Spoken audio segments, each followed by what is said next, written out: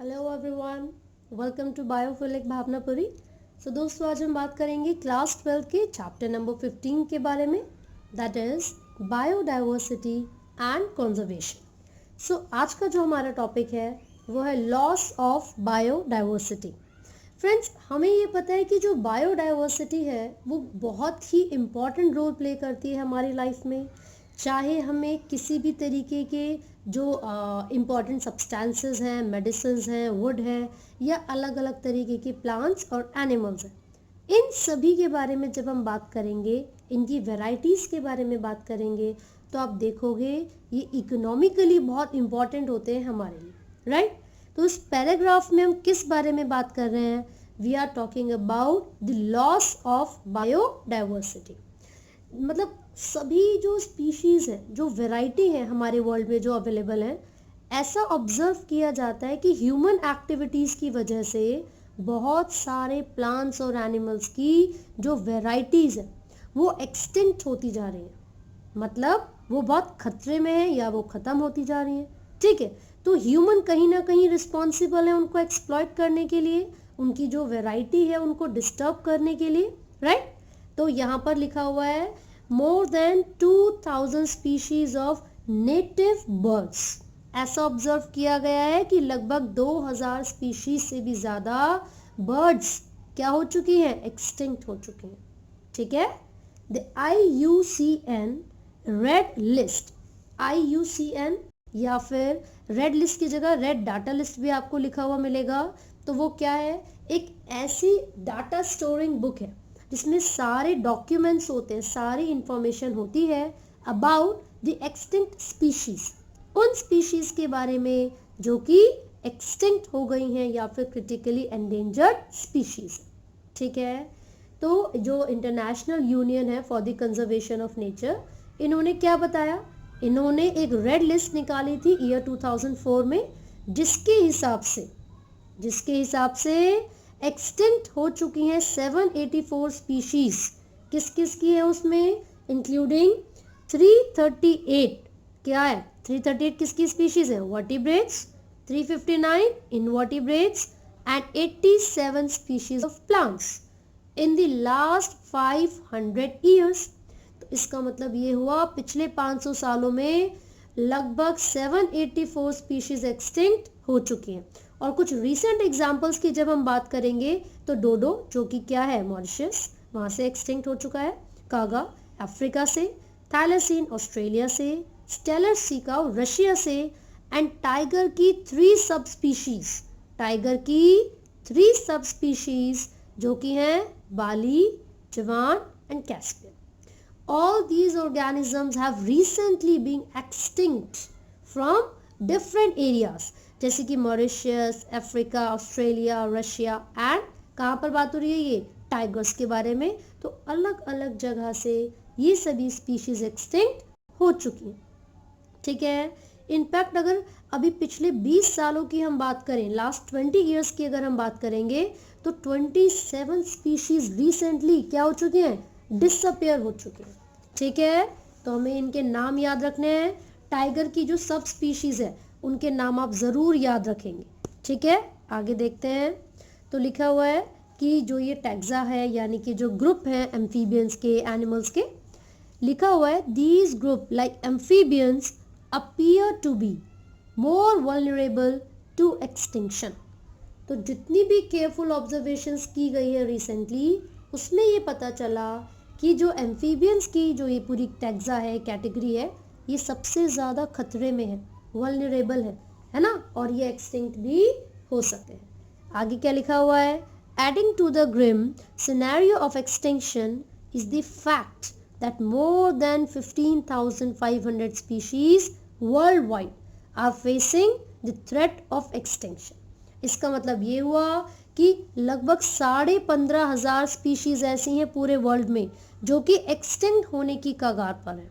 Presently 12% of birds, 23% of mammal species and 32% of amphibian along with 31% of gymnosperm species are facing threat of extinction। तो ये extinct हो सकती हैं, ये बहुत ज़्यादा खतरे में है अगर ह्यूमन की एक्टिविटीज़ इसी तरीके से चलती रही, अगर जो हम एक्टिविटीज़ परफॉर्म कर रहे हैं जैसे डिफॉरेस्टेशन, जैसे कि फॉरेस्ट फायर अगर हमारी वजह से होता है, राइट, पॉल्यूशन हम लोग करवा रहे हैं, so these all are the causes, ये सब क्या है, रीजंस है जिस वजह से इन प्लांट्स और एनिमल्स की स्पीशीज का एक्सटिंक्शन होता जा रहा है। ठीक है, तो यहाँ पर एक बहुत ही इंपॉर्टेंट पैराग्राफ है जिसमें लिखा हुआ है सिक्स्थ एक्सटिंक्शन। बेसिकली अब तक जो पांच एक्सटिंक्शन हुए हैं, अगर उनसे कंपेयर किया जाए तो जो सिक्स्थ एक्सटिंक्शन है, this is the mass extinction. जो मास एक्सटिंक्शन है उसका मतलब है एक साथ बहुत सारी स्पीशीज का लुप्त हो जाना, एक्सटिंक्ट हो जाना। ठीक है, लेकिन जो सिक्स्थ एक्सटिंक्शन है इस पर ही इतना जोर क्यों डाला, इस पर ही इतना फोकस क्यों कर रहे हैं? क्योंकि जो रिसेंटली, जो अभी प्रेजेंटली जो चल रही है वो सिक्स्थ एक्सटिंक्शन है, एंड अगर बाकी पांच एक्सटिंक्शंस को सिक्स्थ एक्सटिंक्शन से कंपेयर किया जाए तो आपको ये पता चलेगा कि इनमें जो डिफरेंस आता है वो रेट्स में आता है। The difference is in the rates, the current species extinction rates are estimated to be 100 to 1000 times faster than in pre-human times, and our activities are responsible for the faster rates.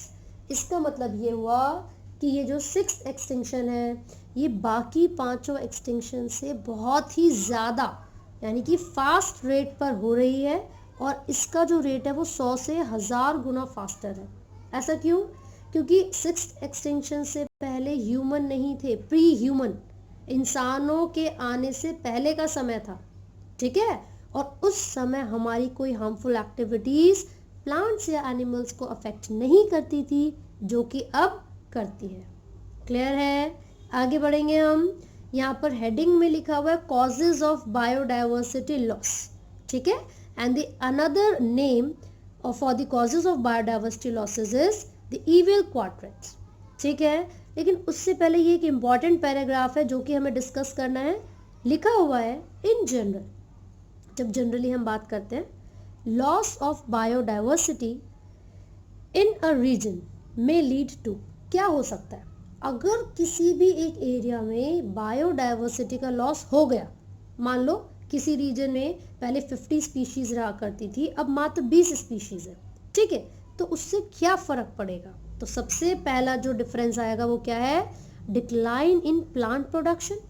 भाई जो plants की production है वो decrease हो जाएगी क्योंकि biodiversity loss हो चुकी है, अफेक्ट हो चुकी है। Second, lowered resistance to environmental perturbations such as drought. भाई क्या होता है जब ज़्यादा स्पीशीज एक साथ होती हैं तो वो स्टेबल होती हैं। मैंने आपको बताया था, टिलमैन जी जो एक साइंटिस्ट थे उन्होंने भी यही बोला था, है ना। तो अगर नंबर ऑफ स्पीशीज कम हो जाए किसी भी एरिया में, अगर डाइवर्सिटी लॉस हो जाए, तो जो रेजिस्टेंस मिला करता था एनवायरमेंटल कंडीशन से, जैसे कि सूखा, ड्रॉट, अब वो रेजिस्टेंस कम हो जाएगा। ठीक है, यानी कि अब जो बची कुची डाइवर्सिटी है, स्पीशीज है, उनको सर्वाइवल में प्रॉब्लम्स आ सकती है। And the third and most important factor is productivity. भाई प्लांट्स की जो प्रोडक्टिविटी है उसमें वेरिएशन आना शुरू हो जाएगा। मान लीजिए जब 50 स्पीशीज रहा करती थी तो प्लांट की जो प्रोडक्टिविटी थी 1000 जूल एनर्जी बना रहे थे वो, है ना। लेकिन क्योंकि लॉस ऑफ बायोडाइवर्सिटी हो गया है तो हो सकता है कि अब सिर्फ 400 जूल एनर्जी ही प्रोड्यूस होती हो। क्लियर हो गया? सो ये 3 फैक्टर्स हमने पढ़े हैं जो कि लॉस ऑफ बायोडाइवर्सिटी होने पर ये चीज़ें फेस की जा सकती है, राइट। अब क्वेश्चन उठता है कि है क्या कारण, कॉजेज क्या हैं बायोडाइवर्सिटी के लॉस होने के? तो सबसे इम्पॉर्टेंट कॉज, सबसे इम्पॉर्टेंट मेजर फैक्टर, हैबिट, जो उनका हैबिटेट हो जहाँ पर वो रहते हैं, हैबिटेट लॉस एंड फ्रेगमेंटेशन। तो मोस्ट इम्पॉर्टेंट कॉज है ये एनिमल्स और प्लांट्स के एक्सटिंक्शन का, क्योंकि लगभग 14% जो हमारे पूरे अर्थ का लैंड है वो ऐसा हुआ करता था कि पूरा फॉरेस्ट से ही कवर था, ट्रॉपिकल रेन फॉरेस्ट वगैरह। लेकिन अब क्या होता जा रहा है, धीरे धीरे वो डिस्ट्रॉयड होता जा रहा है, क्योंकि ह्यूमन बीइंग्स ने अपनी डिमांड्स को फुलफिल करने के लिए, अपनी ज़रूरतों को पूरा करने के लिए जो रेन फॉरेस्ट है उनको कंज्यूम करना शुरू कर दिया है। For example the Amazon rain forest, जो अमेज़न रेन फॉरेस्ट है इसको कहते हैं lungs of the planet. Lungs of the planet इसलिए कहते हैं क्योंकि लार्ज अमाउंट में ऑक्सीजन को प्रोड्यूस किया जाता है अमेज़न रेन फॉरेस्ट से, ठीक है। और ये एक ऐसा रेन फॉरेस्ट है जहाँ पर मिलियंस ऑफ स्पीशीज रहती हैं, जहाँ पर मिलियंस ऑफ स्पीशीज रहती हैं, लेकिन धीरे धीरे अमेज़न रेन फॉरेस्ट को कट किया जा रहा है, क्लियर किया जा रहा है, साफ क्यों भाई? फॉर कल्टिवेटिंग सोयाबीन्स, ये पहला रीज़न है। और दूसरा for conversion to grasslands for raising beef cattle. इन दो रीजंस की वजह से, सोयाबीन की कल्टीवेशन की वजह से और ये जो रेन फॉरेस्ट है इसको ग्रासलैंड में बदलने के लिए, ताकि बीफ कैटल मिल सके, एनिमल्स या कैटल उनका मांस इन सबको ले सके। इसी रीज़न की वजह से जो बायोडाइवर्सिटी है, उनका जो हैबिटेट है, उनका जो घर है, उनकी जो रहने की जगह है वो लॉस हो गई है। जिस वजह से क्या होता है, मान लीजिए 10 स्पीशीज रहती हैं एक जगह पर, उस जोग्राफिकल एरिया को आपने खाली कर दिया, वहाँ पर आप खेती कर रहे हो या अपने मतलब के लिए उस जगह को यूज़ कर रहे हो, तो वहाँ की जो 10 स्पीशीज थी अब वो अलग अलग जगह चली जाएंगी, उसको बोलते हैं fragmentation.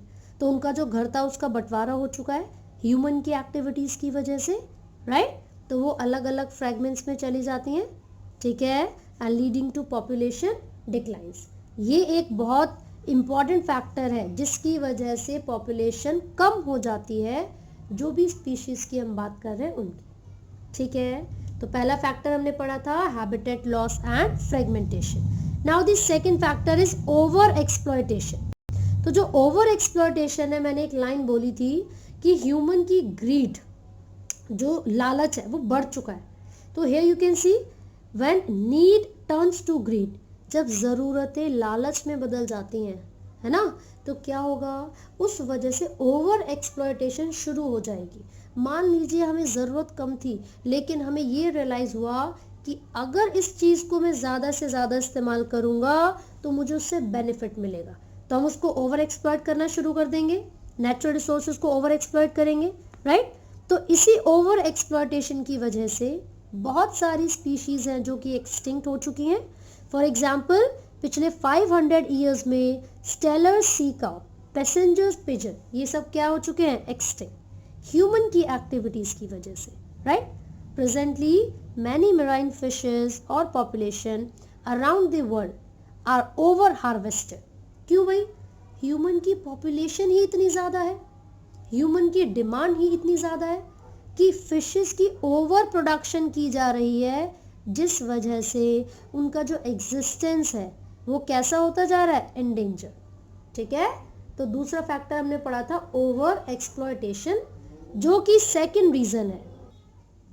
Now the third cause, जो थर्ड फैक्टर है वो क्या है, एलियन स्पीशीज इन्वेशन, राइट। तो एलियन स्पीशीज का मतलब क्या है यहाँ पर, इसका मतलब है कि कोई फॉरेन स्पीशी, किसी भी एरिया के बारे में जब हम बात करते हैं तो उस एरिया में पहले से ही एग्जिस्ट करने वाली, यानी कि शुरुआत से उसी एरिया में रहने वाली जो स्पीशीज होती हैं उनको इंडिजिनस स्पीशीज या फिर नेटिव स्पीशीज कहा जाता है, राइट। लेकिन अगर उन नेटिव स्पीशीज या इंडिजिनस स्पीशीज के होते हुए भी बाहर से कोई दूसरी स्पीशीज उनके जोग्राफिकल एरिया में आकर रहने लगे और उनके साथ कंपटीशन करने लगे, तो इस तरीके के जो पूरा फैक्टर है, जो रिकॉज है, उसको हम क्या बोलते हैं, एलियन स्पीशीज इन्वेशन। तो इसमें आप देखोगे कि जब भी कोई फॉरेन या एलियन स्पीशीज इंट्रोड्यूस कर जाती हैं, आ जाती हैं किसी भी पर्पस से, चाहे इंटेंशनली हो या अनइंटेंशनली, ठीक है, तो उनमें से कुछ इन्वेसिव हो जाती हैं। इन्वेसिव मतलब घुसपैठ करने लगती है, जिस वजह से पहले से रह रही स्पीशीज यानी कि इंडिजिनियस स्पीशीज एक्सटिंक्ट हो सकती हैं या फिर उनकी पॉपुलेशन डिक्लाइन कर सकती है, ठीक है। फॉर एग्जाम्पल नाइल पर्च को इंट्रोड्यूस किया गया था लेक विक्टोरिया में, जो कि कहाँ पर है, लेक विक्टोरिया इन ईस्ट अफ्रीका, ठीक है। तो जब वो नाइल पर्च लेक विक्टोरिया में आई तो कुछ समय के बाद ही जो वहाँ पर पहले से रहने वाली जो नेटिव स्पीशीज थी 200 स्पीशीज ऑफ सिक्लेट फिशेस, वो क्या हो गई, इवेंचुअली दे गॉट एक्सटिंक्ट। यानी कि नील पर्च के आने की वजह से लेक विक्टोरिया में रहने वाली 200 species of cichlid fishes extinct हो गई थी। ठीक है, तो ऐसा इसलिए हो सकता है कि जो नाइल पर्च थी वो कॉम्पिटिटिवली सुपीरियर थी, जिस वजह से सिक्लेट फिशेस को प्रॉपर फूड नहीं मिला और वो एक्सटिंक्ट हो गई, राइट। और भी ऐसे एग्जांपल्स ले सकते हैं आप, जैसे कि इन्वेसिव वीड स्पीशीज है लाइक कैरेट ग्रास, जिसको पार्थेनियम कहते हैं। फिर यहाँ पर दूसरा एग्जांपल लेंटेना दिया हुआ है, and water hyacinth which is also called इकोनिया क्रेसिपस। ठीक है, तो ये क्वेश्चंस नीट में कई बार पूछ लिए जाते हैं, तो आपको ये नीट के रिस्पेक्ट में जरूर याद रखना है। पूछ लेते हैं which of the following is not an invasive species. ठीक है, फिर यहाँ पर रीसेंट इलीगल इंट्रोडक्शन ऑब्जर्व किया गया था अफ्रीकन कैटफिश यानी कि क्लैरियस गैरिपाइनस का, for agriculture purpose is posting a threat to indigenous catfishes in our rivers. यानी कि बहुत ही इंपॉर्टेंट काम के लिए, एग्रीकल्चर पर्पस के लिए अफ्रीकन फिश को, कैटफिश को इंट्रोड्यूस किया गया था इंडियन रिवर्स में, लेकिन उन कैटफिशेस ने पहले से रहने वाली जो यानी कि जो इंडिजिनियस कैटफिशेस थी उनको क्या कर दिया, उनके लिए थ्रेट बन चुकी हैं। ठीक है, इसी को कहते हैं एलियन स्पीशीज इन्वेशन। अब हम आगे बढ़ेंगे। फोर्थ जो कारण है, जो कॉज है, वो है को एक्सटिंक्शन। इसका मतलब होता है कि जब भी कोई प्लांट या एनिमल की स्पीशी किसी दूसरे प्लांट या एनिमल से उसके ऊपर डिपेंड करती है, उससे एसोसिएटेड होती है, ठीक है, तो एक स्पीशीज के एक्सटिंक्ट होने पर दूसरी स्पीशी भी एक्सटिंक्ट हो जाती है। इसको कहते हैं को एक्सटिंक्शन, यानी कि दोनों स्पीशीज का साथ में एक्सटिंक्ट हो जाना। हियर यू कैन सी, जब एक स्पीशी एक्सटिंक्ट हो जाती है तो जो प्लांट या एनिमल स्पीशी उससे एसोसिएटेड होती हैं, यानी कि जुड़ी हुई होती हैं, वो भी क्या हो जाएंगी, they will also become extinct, right. जब भी कोई होस्ट फिश एक्सटिंक्ट हो जाती है तो उसके ऊपर, उसकी बॉडी के ऊपर या उसकी बॉडी के अंदर रहने वाले जो पैरासाइट्स हैं उनका भी सेम फेट होता है, सेम रिजल्ट, मतलब वो भी एक्सटिंक्ट हो जाते हैं। इसका एक एग्जाम्पल यहाँ पर प्लांट पॉलिनेटर दे रखा है, म्यूचुअलिस्ट, जिसमें आपने ऑर्किड्स और हनी बी के बारे में पढ़ा होगा, या फिर मॉथ एंड यूका प्लांट। ठीक है, so these could be the examples of co extinction. तो आज की वीडियो में हमने डिस्कस किया था about the causes of biodiversity loss and also some species that have recently got extinct. तो आपको ये सारी चीज़ें याद रखनी है। आई होप आपको ये समझ में आया है। इन केस आपको कोई डाउट है तो आप कमेंट कर सकते हैं, and do not forget to like, share and subscribe. Thank you.